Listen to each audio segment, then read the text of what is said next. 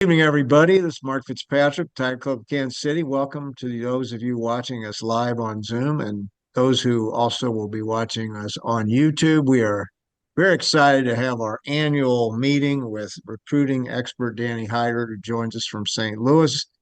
Danny, thank you for joining us. I would ask everybody to mute their sound, and then if you'd like to ask Danny a question, use the chat button, and we will forward those to him at the end of the session. Danny, thanks for joining us. To start, we used to talk about high school recruiting in December, but now we've kind of focused on the transfer portal in January. And that's probably what we should be doing. That's probably because where the high school avenue for constructing the roster was the way 3-4 years ago, increasingly it has become less relevant.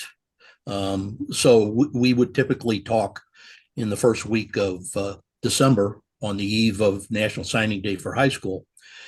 And the fact is that those players more than likely are not going to be hitting the field, except maybe the first 3 or 4 contests, the very best of them. They may not be with you in the second year.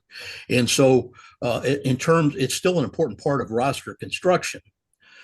A lot of the depth pieces, a lot of the people this season who will have to emerge as difference makers are some of the people who came in 1-2 years ago into the program and are still there. But it's been dwarfed by the significance of the transfer portal. And so I think meeting, in kind of the midpoint of transfer portal signings, I think that's probably a more important thing to do at this time. With the change in emphasis on transfers versus high school kids, how has that changed your job?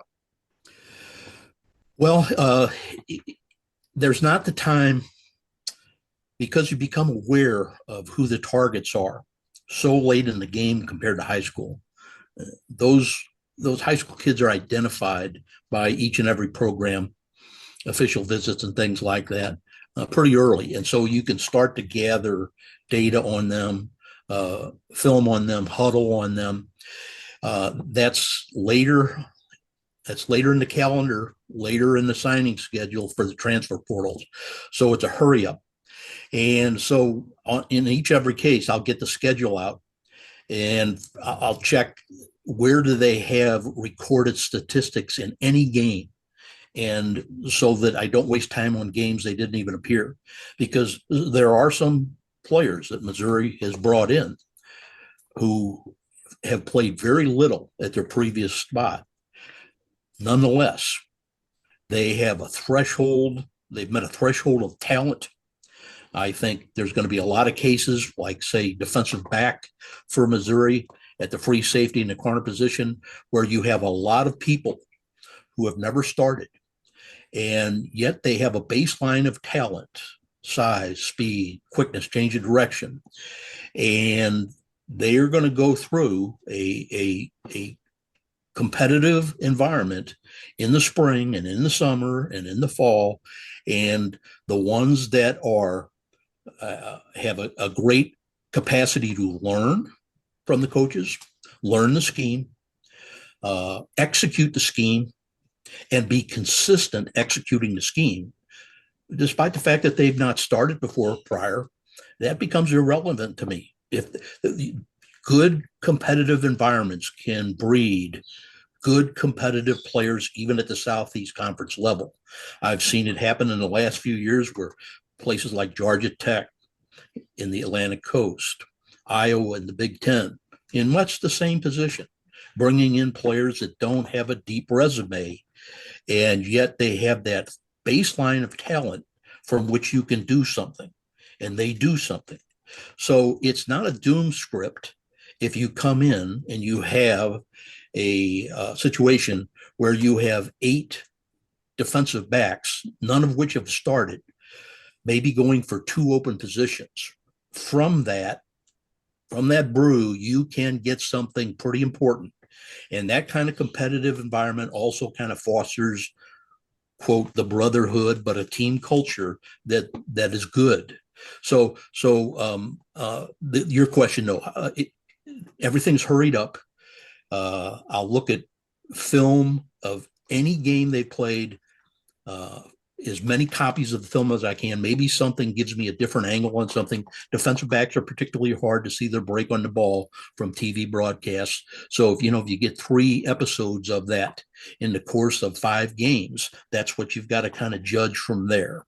And so that's kind of what I do. Spend a lot of time uh, finding and identifying what do I need to watch, and then I watch it relentlessly and repetitively and see if there's any context that would explain something further that I'm seeing, and kind of come up with a composite opinion of the player. And talking with Danny Heitert, our recruiting expert, visits with us every year from STC Grid Reports. If you look at your invitation that you received from the Tiger Club this morning, you will have access to handouts. You can click on that link as we progress through the program. Danny, some major changes in the coaching staff this season. I think the big one is in the offensive coordinator. How do you see the offense changing from Kirby Moore to Chip Lindsey? Well, that's a good question. That's important. That's, in fact, critical. And so what I've done to kind of be able to answer that is I didn't want to go back forever, Old Testament, but I went back 12 years and started looking at everything Chip Lindsey has been associated with. And 12 years ago, for 2 years, he was the offensive coordinator at Southern Miss. And so I kind of looked at what he did there. And then he went for one important year to Arizona State. And by the way, at Southern Miss, he worked under a head coach, Todd Monken, who would be the Georgia offensive coordinator and the Baltimore Ravens offensive coordinator. So he was influenced by that. But when he went to Arizona State for a year, Mike Norvell, who's now at Florida State, was the offensive coordinator, left in a hurry. Chip Lindsey goes and replaces him. Does a good thing. He stays with Norvell's offensive terminology to make it easier on the returning players. And he would change easier than have 11 people do it. And the reason that season was important was because it turns out when I watched the games, he had a very porous offensive line. And so I saw what he did to compensate. He went with a lot of tempo. He went with a lot of no huddle. He went with a lot of take the shotgun snap and throw, no steps at all. Take the shotgun snap, 3 steps and throw. And so he did a lot of things to compensate for a perceived weakness. From Arizona State, he went to Gus Malzahn's Auburn for 2 years. And Malzahn is a really considered an innovator. He deserves that. And so at Southern Miss and Arizona State, but especially at Auburn, the coaches were kind of co-equal, running both the inside zone running play, and the outside zone. In fact, if anything, all 3 of them to that point had favored the inside zone. And the reason that'll be important coming to Missouri is because the inside zone, the point of aim for the running back is the outside hip of the center. For the outside zone, the original 2 steps point of aim for the running back is the outside hip of the tackle.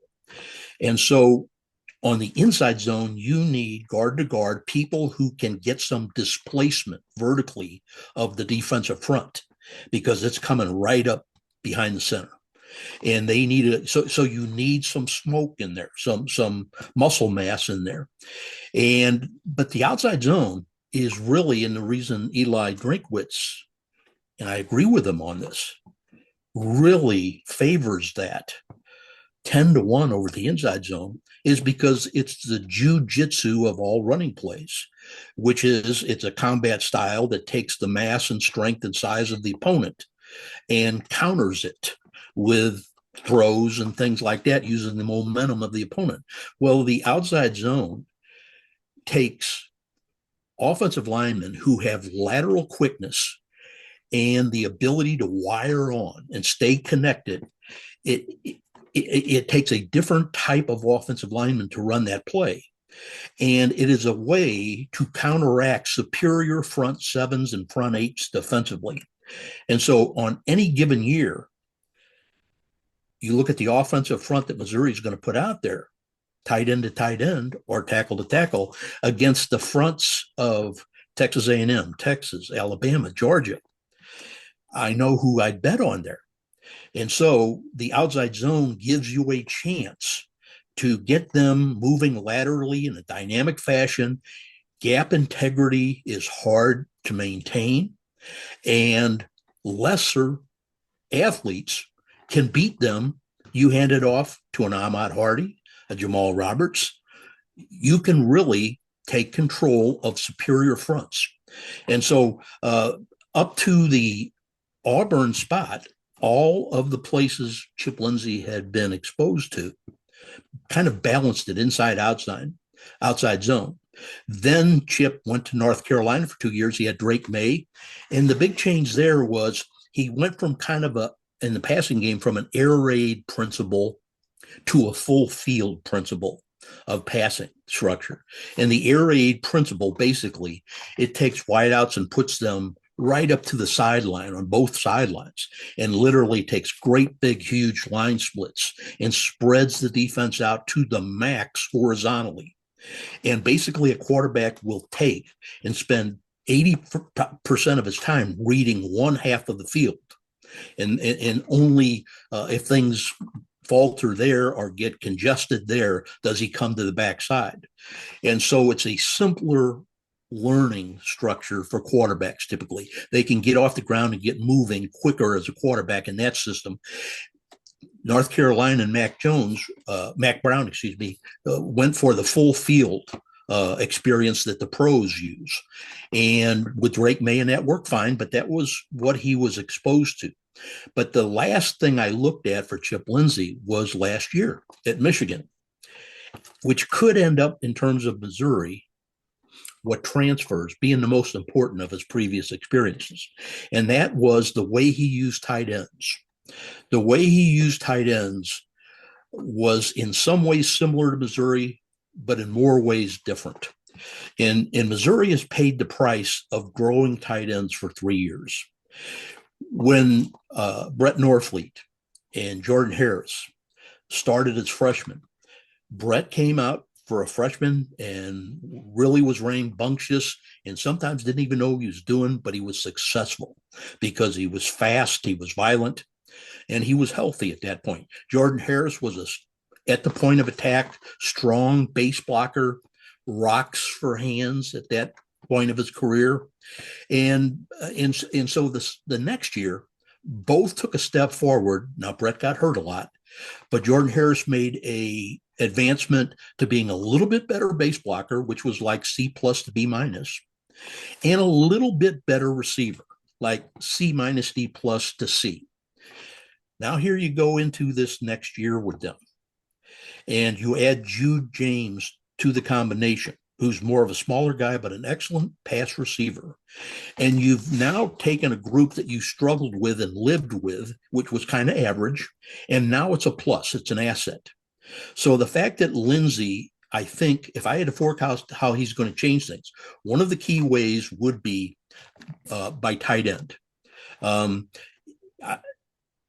Where Missouri and Chip, to a lesser extent, when they use multiple tight ends, Missouri basically sets them to one side or another, often in bunches. Very rarely does Missouri put them on both sides of the tackle and even it out. They are more likely to have a bunch on right or left. Chip Lindsey is more likely to balance those out, which creates a problem for one side or the other edge control.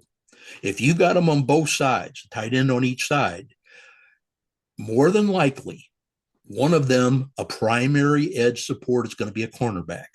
So you can gain a personnel blocking advantage there on many cornerbacks by scout report.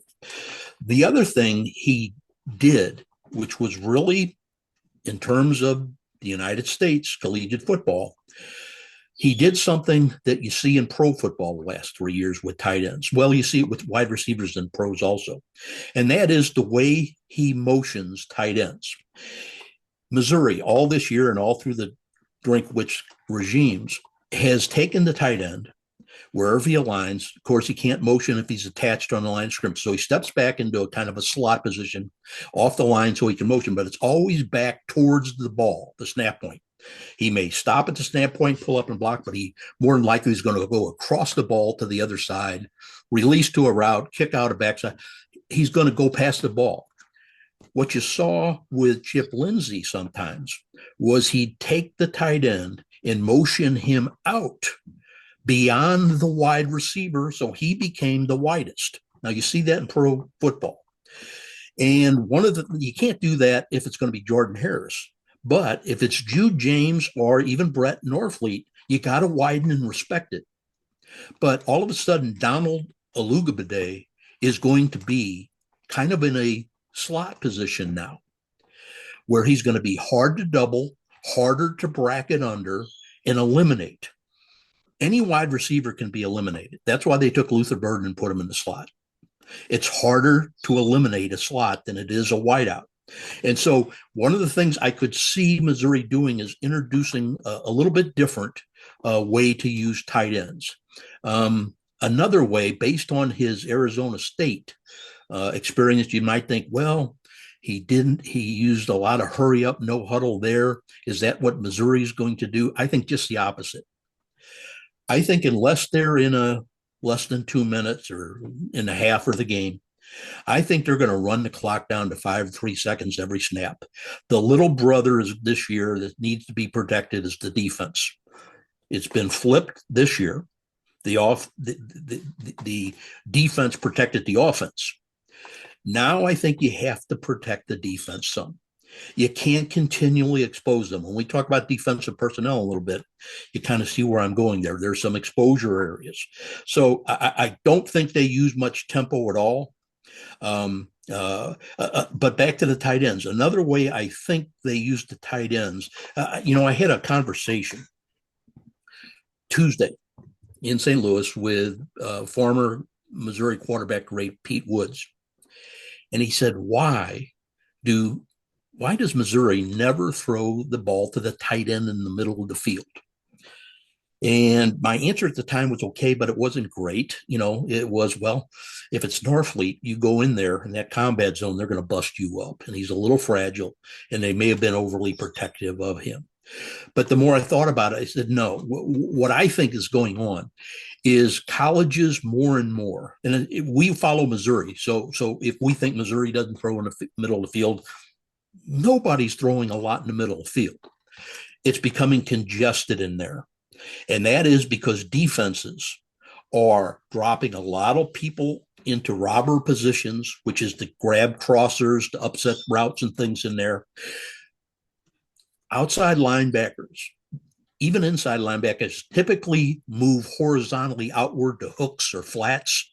They are staying static or moving back, checking routes early, and then expanding out horizontally in kind of delayed flex outward. Now, that gives you the flats and things like that, but it forces the offense to throw a longer pass, and we'll test our tackling ability and get them down for a 4 to 6 yard gain.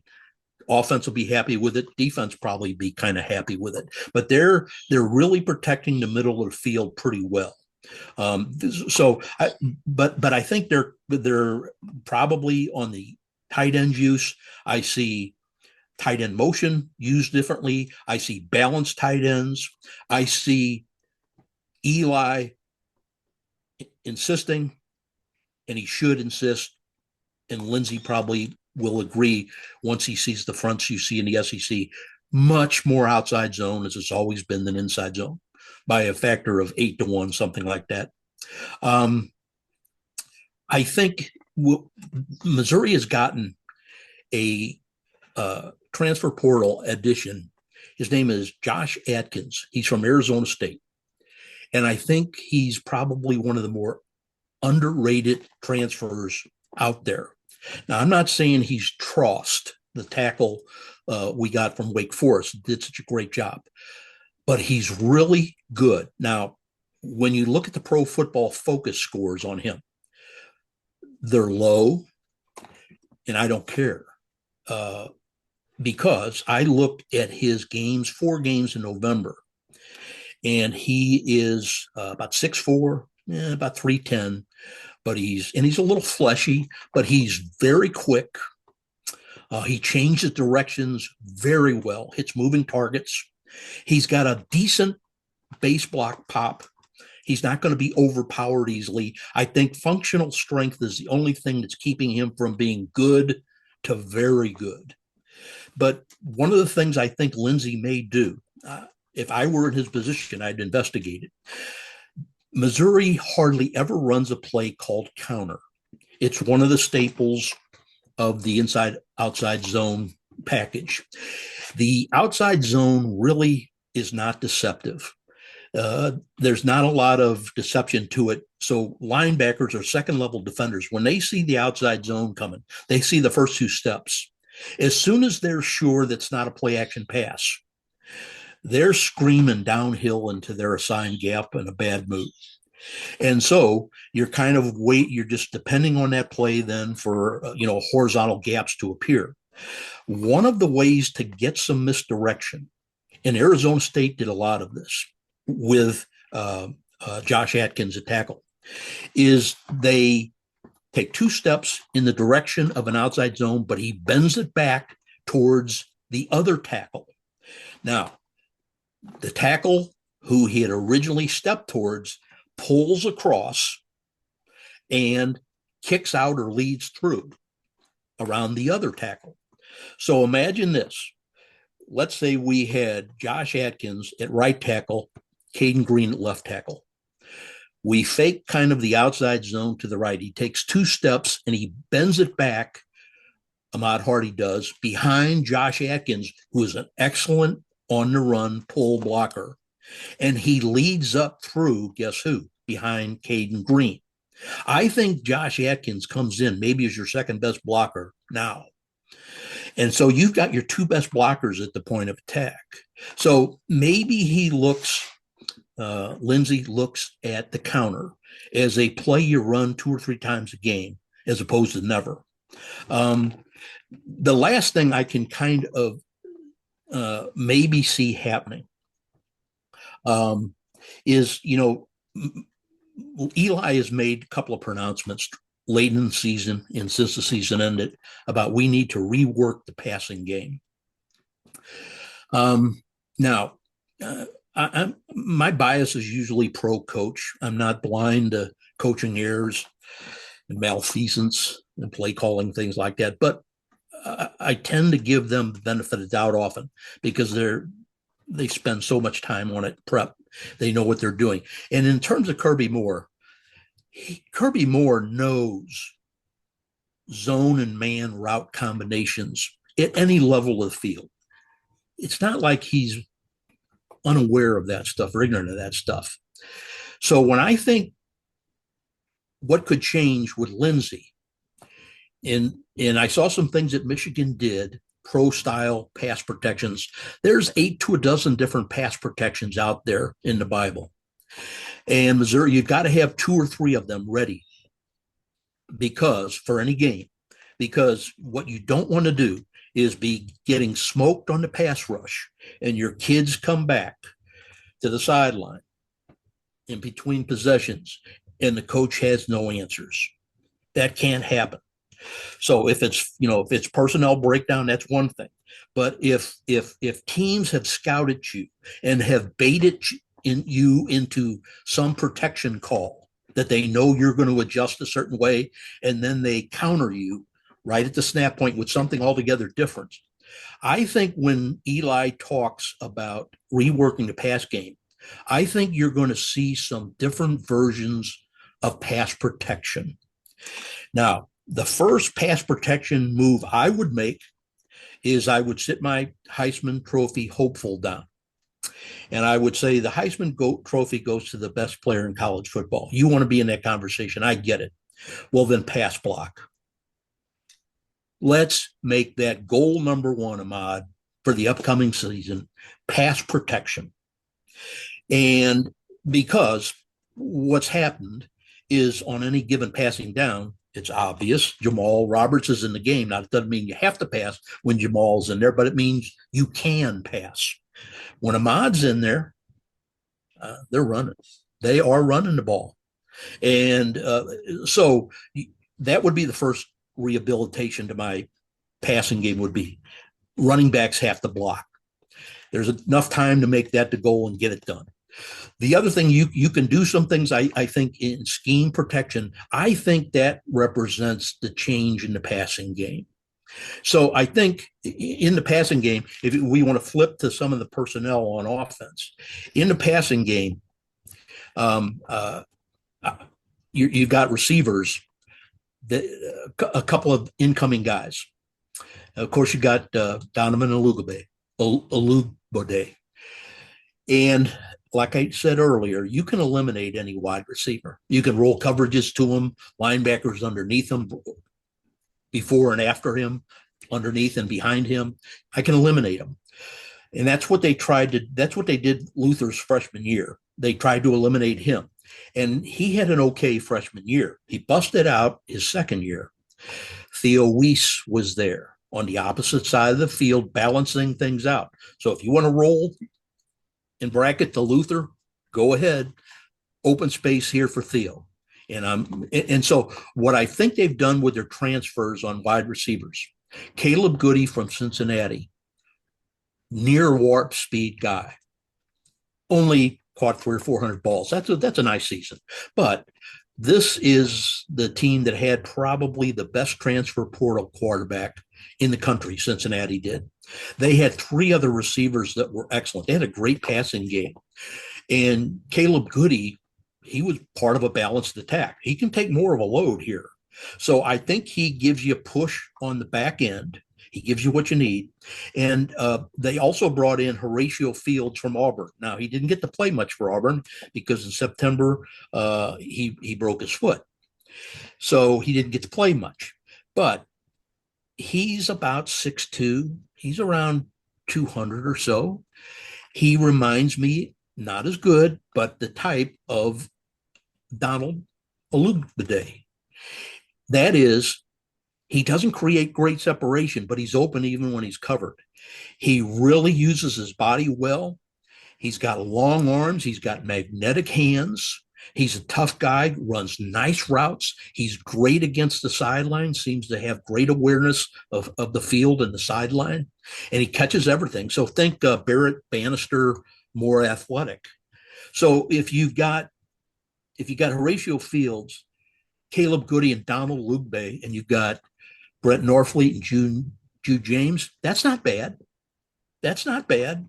That's better than average. Could be good if they execute and we pass protect. So let's backtrack.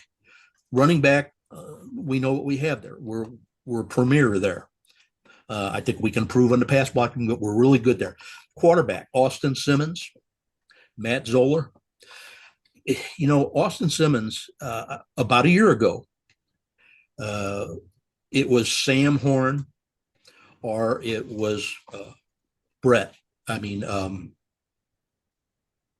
Perbula. And everybody thought, well, Bo Perbula's default, the guy. And I kind of said, whoa, wait. You're talking about a guy who really has a great baseline of talent, Sam Horn. Now, you may end up being right, and okay, they were, but if you think this is defaulting to Austin Simmons, Matt Zollers, I grit my teeth and say, okay,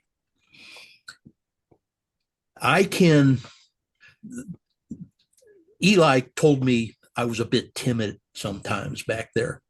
You know, what that told me was that was code. Where Bo Perbula, I don't think at times saw the field. I don't think he dynamically saw things, and he was allergic to the front end of the pocket. He wouldn't step up to the peaceful part of the pocket. Zollers, I think, saw it, but was so tentative he didn't pull the trigger. And he would get hurried up and not get set with his feet and became an otherwise accurate passer, looked kind of inaccurate sometimes. But here's the deal.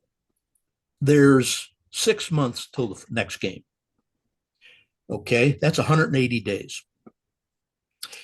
If I take him in, aside from spring practice and summer and the times that I can't have coaches with him by regulation, but I train my skeleton offense and defense and quarterbacks how to practice.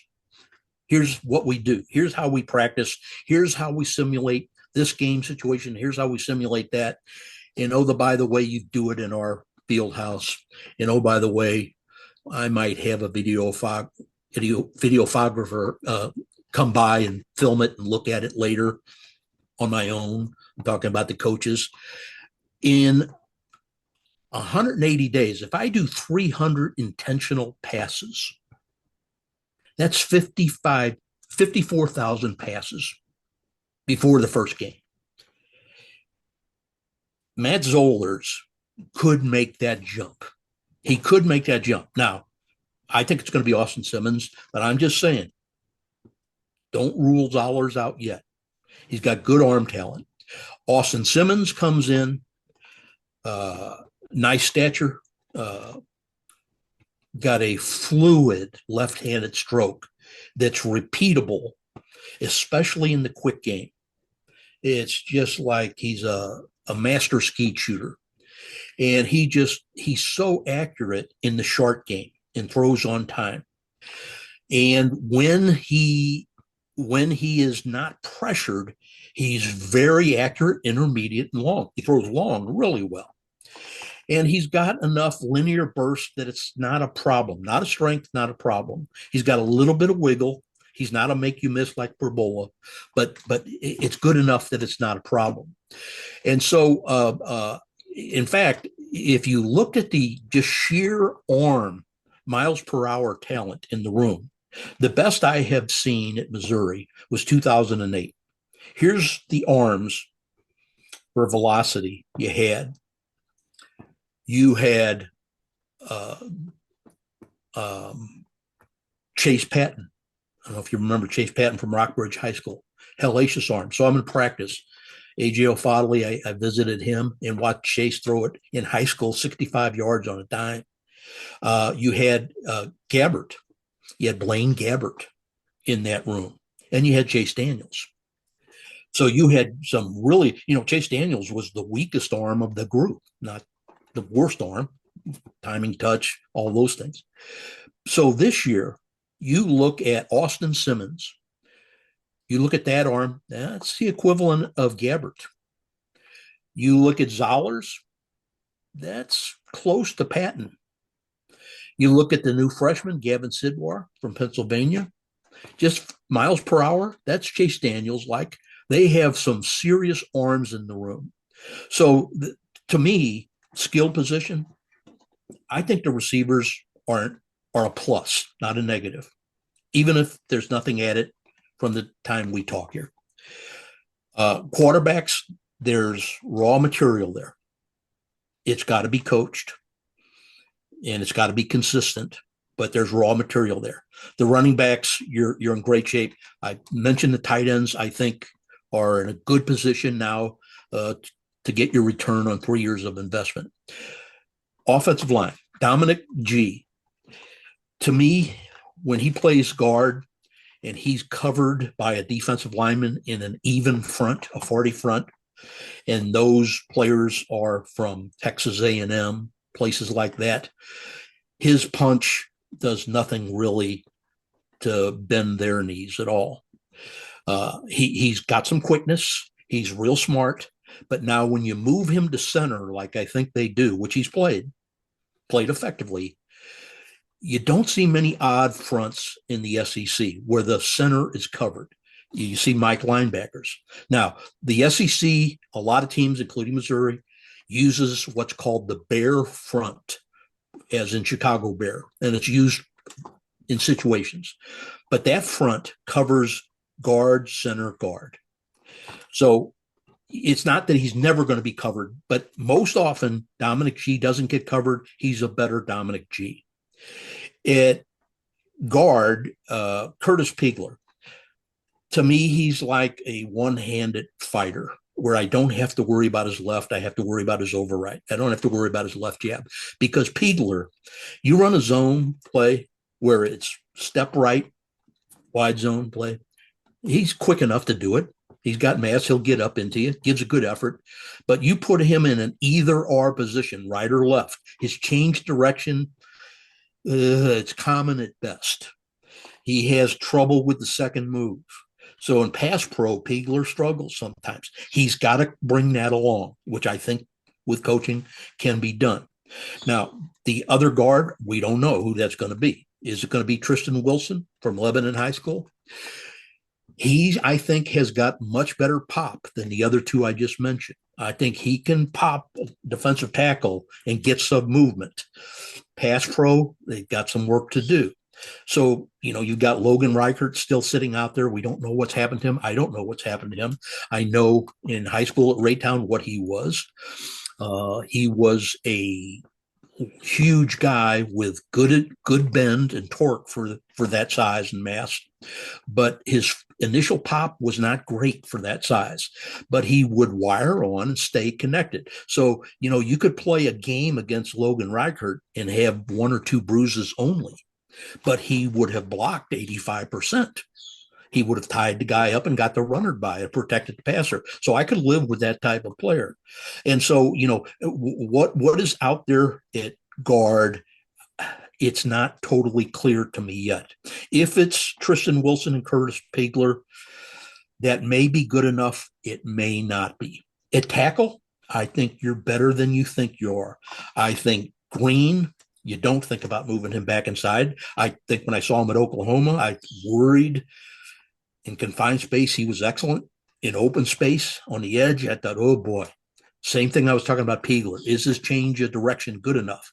Well, he moves out to tackle this year in September. He struggled some, but then he got better and he got better and he kept getting better. And that's what you want. And so you add him to a guy I like. I mentioned Josh Atkins. I think you're good at tackle. Defensively, I think, and then why don't we cover the defense and then we'll go to questions. But on defense, I think you're okay now. Hope to get better, but I think you're okay. Here's the deal on defensive tackle. Marquise Graciel is an emerging difference maker who could jump to difference maker. And with the other three I'm going to mention, if he becomes difference maker, you're going to be fine there with the other three that'll support him. But when I think of the previous two really good defensive tackles at Missouri who were transfers, Christian was Williams from Oregon.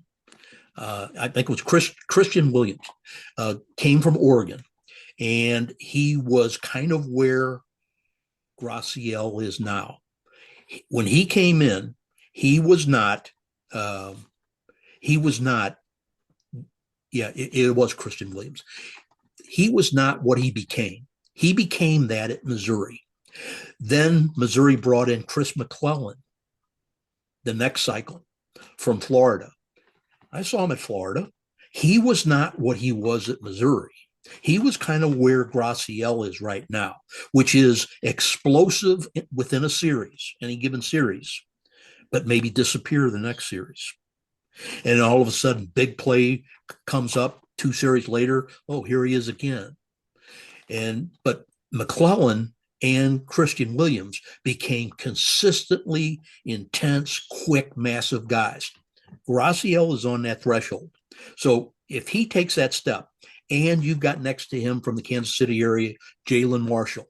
Now, to me, Jalen Marshall is what I call a one-gapper.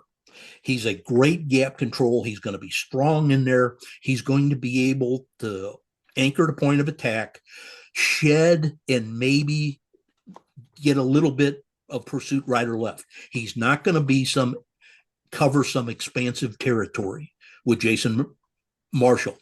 Graciel can. But 2 other guys that I think are going to be important. A guy I saw a lot in high school, Jason Dahl from Belleville Althoff in Illinois, two-time state wrestling heavyweight champion there. Excellent athlete. I don't know what he is now. He was about 285 then, so he's probably closer to three bills. If he still has that athleticism, he will be an asset. They brought in from Miami Donta Simpson. Now, when I watched the film of him in all the games he played for Miami, and he was a true freshman playing for Miami, who, oh, by the way, Monday night plays for the national championship. He got meaningful snaps. He is a stout, not tall, but stout, quick, twitchy guy. Very disruptive. I think if you got nobody else and you're looking at Marquise Graciel, Jalen Marshall, Jason Dow, Donta Simpson, I think you're okay there. All right, here comes the red alert, the defensive end. Missouri talks about, and this is a common terminology, they talk about a field end or a field side edge and a boundary side edge. They've got different jobs calling for different characteristics. The field guy, now, the field guy is covering the wide side of the field, just like we said. But here's the thing. When a ball gets whistled dead, if it gets whistled dead outside the hash, between the hash and the sideline, it gets next put into play at the hash, which means 2/3 of the field is sitting there with open space. Sideline is not too far away on the other side. So to the field side, a field end is going to line up either on an attached tight end or the end tackle on the line of scrimmage to the field side. But invariably, defensive will have an overhang guy, a strong safety type of star, if you will, an outside linebacker, somebody lending primary support to the edge protection. So your field end has to be really strong at the point of attack. He's got to be really stout against the run, and against the pass, keep coming, give pressure. You might not be super dynamic there, but keep coming.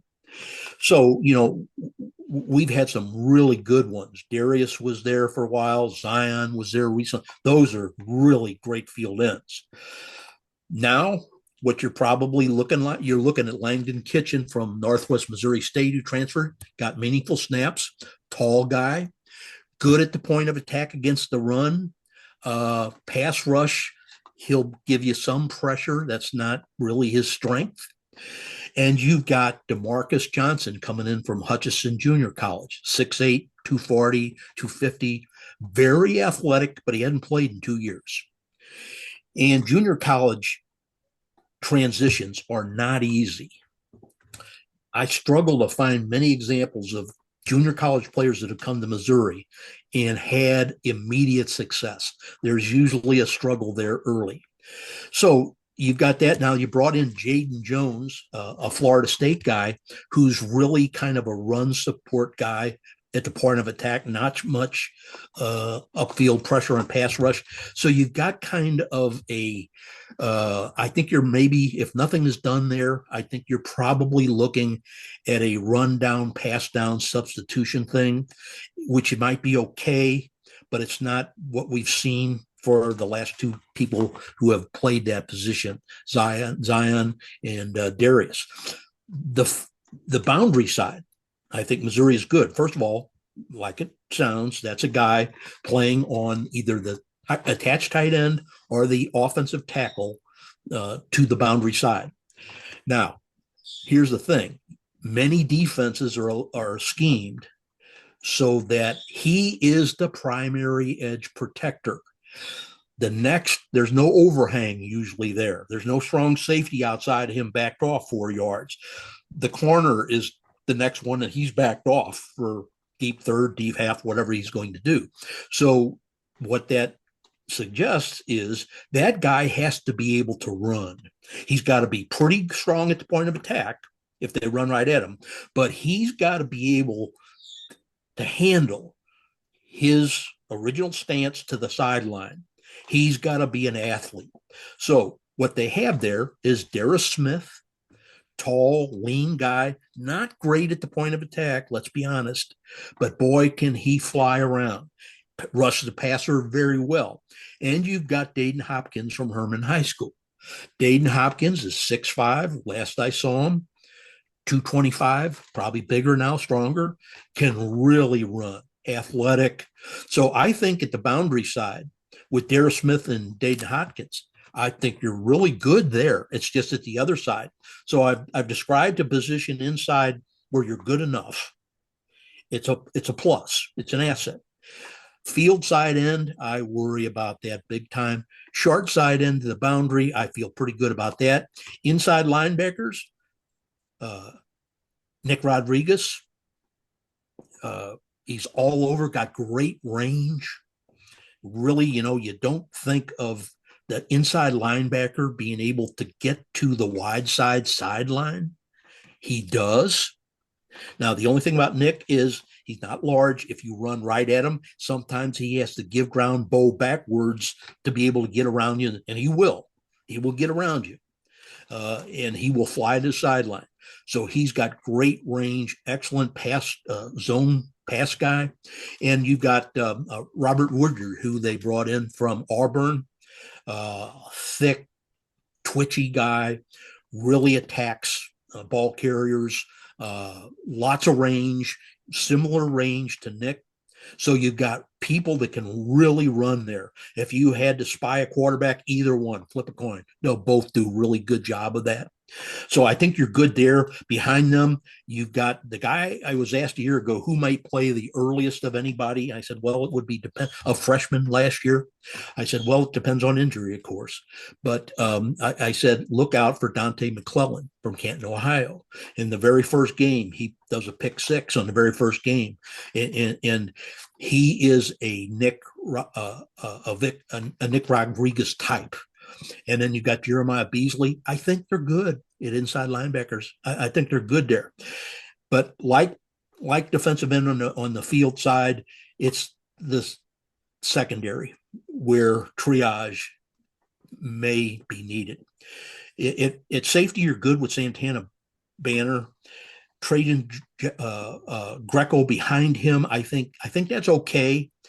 But at the strong safety or the star position, it's a good thing C.J. Bass from East St. Louis entered the porthole return, though, because we don't know what we're going to see there.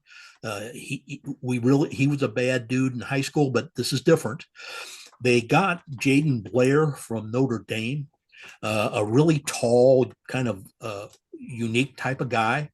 I didn't get, because of the film I watched at Notre Dame, often you don't see how they break on the ball. The TV doesn't grab that. And so I went back and watched his high school stuff. He played on the back line as a hash mark safety. He played it really well, quick downhill guy, changed direction. But I think they need to identify, what is Jaden Blair, a 6'5", 210 athlete. Could he be your star guy? Could he be the guy that can handle either a tight end or a slot, be good in run support? So there's lots of question marks with the strong safety position. Free safety, I think they're good. Cornerback, I think what you have is 7 or 8 guys, all who meet a threshold of athleticism of what you need in the SEC conference. And almost none of them, except one, have starting experience.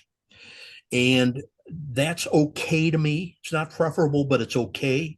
Because I think in some of the people we're talking about, Nick Deloche from Cahokia High School got a lot of snaps his first year as a freshman, didn't get many this year. Why did that happen? I'm not sure. Did transfers just ended up being better? Has he regressed? I don't know. But they brought in Jalil Florence from Oregon, and I think he's fine. He got caught in a bad situation at Oregon where he tore his right knee meniscus. He played and started some early, his first 2 years. I think he started 9 games in 2 years and played lots of snaps and played well. Tall, rangy, 6'2"-ish, 190, athletic. I think he ran a 10.700 in high school as a junior. He's got good coverage skills, man zone. I think he ends up starting. I think the fact that he didn't start and play much for Oregon this year had to do with the time he was out. Oregon went out and got like 3 NFL draftable corners. And so to me, this is kind of like the Terminator series, where Arnold came out in the first series and he was state of the art. Then there was the sequel, and the guy who could liquefy was version 2.0, and I'd rather have him. And then in version 3, there's an advanced version. Well, I'll still take the original Arnold. He was a pretty bad guy. And so to me, Khalil Florence got caught in a bad situation, but he's a pretty bad guy.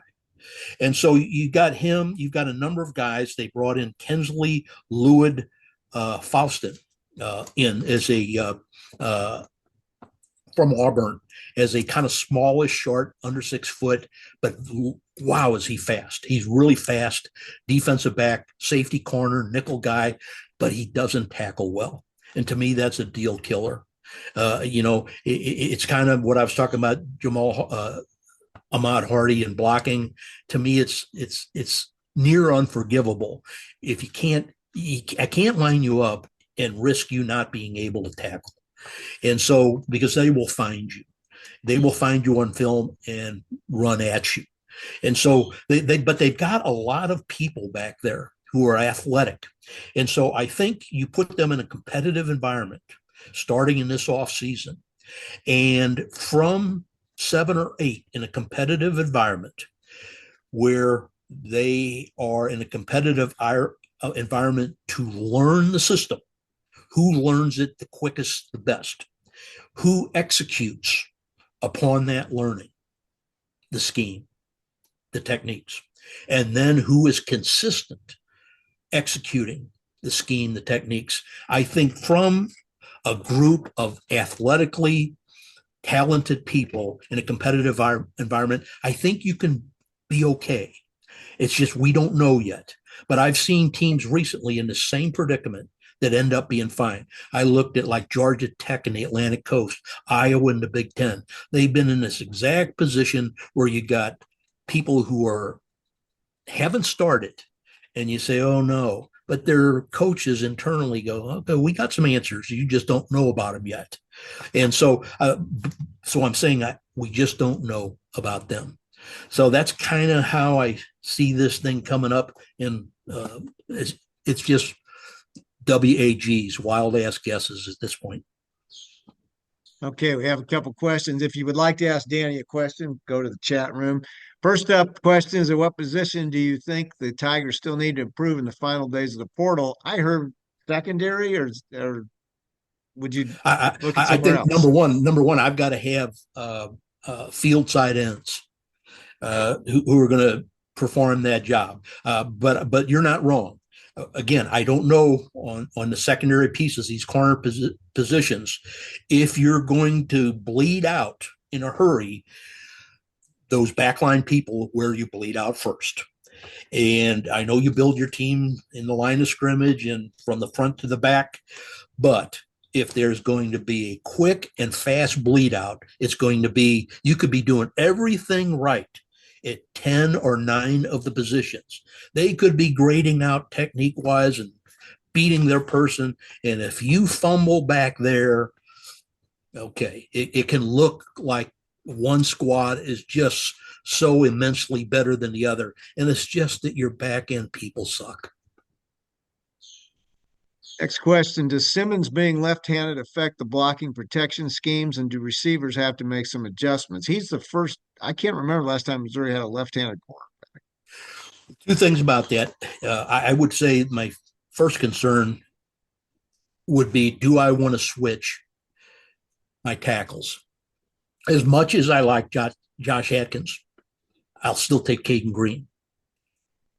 Do I want to switch them up and force Caden to do something for the 3rd year in a row? Change everything. Just a change from guard to tackle, that's a big deal. Changing from left to right, different foot back in your stance, everything. But you build up thousands of repetitions. You can internalize that type of stuff. I wouldn't change because I do like Atkins. And if the blind side is the right tackle, I like him enough that I wouldn't make that change and cause Caden Green any heartache. In terms of the receivers, it does come at you differently. It looks differently, but with all those repetitions we talked about, that'll be overcome. That'll be overcome. The biggest problem they're going to have is blisters on their hands.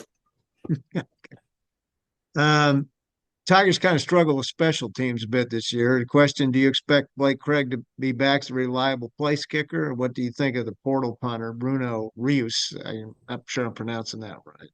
Yeah, I don't know about the punter yet. I don't know about the punter. But I do. What I do know about punters, and I'm not saying it applies to this guy, is in high school. I know Gary Pinkel would not ever offer a kicker of any type, and he often went with walk-ons, but he wouldn't offer one that he didn't see in person kick for him and spend 45 minutes kicking. He wanted to see him and create some environments or some pressures on him, because it is so different within a coliseum of enemy fans and things like that, and the pride of the team and win or loss all coming down on you at once. So the thing on Blake Craig, I think it changes everything. I mentioned this earlier for Chip Lindsey. I think if you get to the 35-yard line, you got points. Okay. If you got to the 35-yard line, count 10 for the end zone and add 7 for the distance between the snap and the holder, you're talking about a 52, 53-yard field goal. I think he's got it. I think you got points at that point. You get to the 35. So that tells me Lindsey, unlike Kirby, will get to run what he wants to run, not take wild chances or risks that he feels like he has to. In the case of without Blake, he has to get down to the 20. The only way I can get down there is to do things that maybe are not our strengths, and take some risks that I don't want to take. I think that may be, if the quarterback turns out to be a dude, that'll be the most important thing. But this place kicker, I really can't underemphasize how important that is. That's a big deal. Next question. Going forward, will there be even less emphasis put on recruiting high school guys and more of a balance of high school and transfers? Yeah, not in time spent, but by the coaches and the analysts, but in money allotment for sure. Of course, you started to see that this year. Eli just kind of made the announcement, production over potential, which I think is not smart. I think that casts potential as an inferior thing. I'm telling you, some of the people we've just discussed reek of potential, and I've seen potential emerge and what happens. And so I'll take the production, I give you that, but I want athletic production. And if you have to balance all this against the marketplace. If you're going to shop at Neiman Marcus for athletic transfer portal guys with great production, you better be Texas Tech.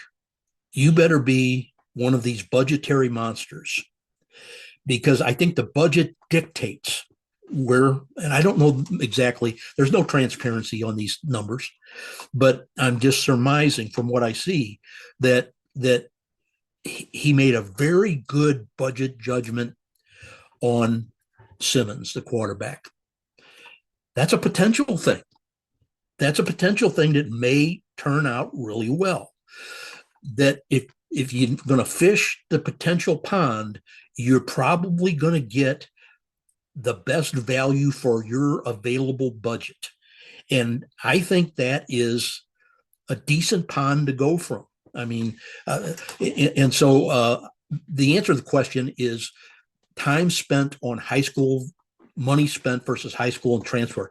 I think what you're seeing is the analysts in the recruiting department are always in the season. I don't know if they're using artificial intelligence to help in this kind of accumulation of data, but they are looking at the people kind of like they brought in great high school players that are places where they're either not getting to play or getting to play with 4 minutes left in the game.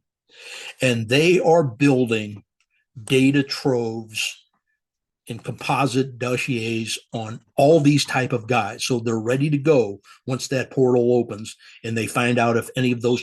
I think the study of personnel of other teams is exhaustive now, going on everywhere. And so in that sense, maybe the resources tilt a little more towards the transfer, but the high school part still is getting a lot of time, just not as much money. Danny, we've reached the end of the hour. We can't thank you enough for your time, and your insights are always great. And I know your job is probably tougher than ever. We live in interesting times. So thank you. Mark, thank you, Darren, Paul Blackman, everybody in the club. I always enjoy being with you guys. I appreciate it very much. All right. Danny Heitert, recruiting expert. Always great to have him on for our annual discussion. Hey, this Tuesday at the Tiger Club, we will have JJ Piccolo of the Kansas City Royals, and a lot going on there. So make sure you come out and see it. And go to our website for more information on events and membership at kctigerclub.com. Thanks for looking in. Everybody have a great evening.